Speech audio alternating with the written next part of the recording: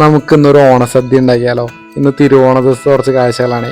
അപ്പോൾ ഓണം എന്ന് പറയുമ്പോൾ എല്ലാവർക്കും മനസ്സിൽ ഓടി എത്തണമെന്നുണ്ടാ ഓണസദ്യ തന്നെ. ഇന്ന് അതിൻ്റെ കുറച്ച് പ്രിപ്പറേഷൻസ് ആണ്.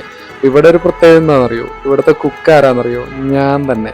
അപ്പോൾ ഹെൽപ്പിങ്ങിന് അമ്മ എണീറ്റുണ്ടെങ്കിലും മെയിൻ കുക്ക് ഞാൻ തന്നെയാണ് കേട്ടോ. കുറച്ച് വർഷങ്ങളായിട്ട് ഓണത്തിനും വിഷുവിനും ഒക്കെ ആണെങ്കിലും ഞാൻ തന്നെയാണ് ഫുഡ് ഉണ്ടാക്കാറ്.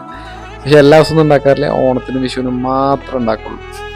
എനിക്ക് പിന്നെ സദ്യ ഉണ്ടാക്കുമ്പോൾ എല്ലാം നിറച്ച് കറികൾ വേണം. പായസമാണെങ്കിലും മിനിമം 2 കൂട്ടെങ്കിലും ഇല്ലാണ്ട് പറ്റില്ല കേട്ടോ. പക്ഷെ ഈ പ്രാവശ്യത്തെ സദ്യ എല്ലാവർക്കും ഇഷ്ടപ്പെട്ടു, അടിപൊളിയായിരുന്നു കേട്ടോ. ഞാൻ എന്നെ പൊക്കി പറയുന്നുണ്ടോ എന്നൊരു സംശയം ഉണ്ടല്ലേ. കുഴപ്പമില്ല, കുറച്ചൊക്കെ നല്ലതാ. ഈ പ്രാവശ്യം 2 പായസം ഉണ്ടാക്കിയിട്ടുണ്ടായിരുന്നു. അതിലെ പരിപ്പ് പായസത്തിന്റെ കാര്യം ഞാൻ നിങ്ങളോട് പറയണമെന്ന് ചിരിക്കുകയായിരുന്നു.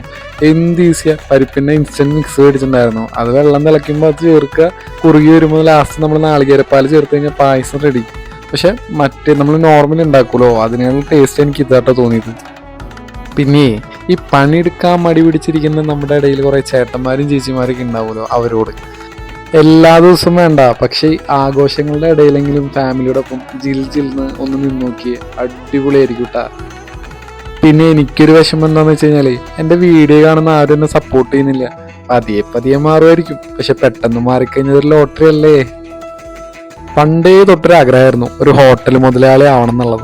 പക്ഷെ ഞാൻ അവസാനം എത്തിപ്പെട്ടത് ഒരു ബാങ്ക് ഉദ്യോഗസ്ഥനായിട്ട്. കുഴപ്പമില്ല, ഞാനിപ്പോൾ ഹാപ്പിയാ. അങ്ങനെ ഞങ്ങളുടെ സദ്യ റെഡിയായി. പക്ഷെ ഇങ്ങനെ കാണാൻ എന്ത് രസമാണ്. ആ സദ്യ തൊടാൻ തോന്നുന്നില്ല, കണ്ടിരിക്കാനേ തോന്നുള്ളൂ.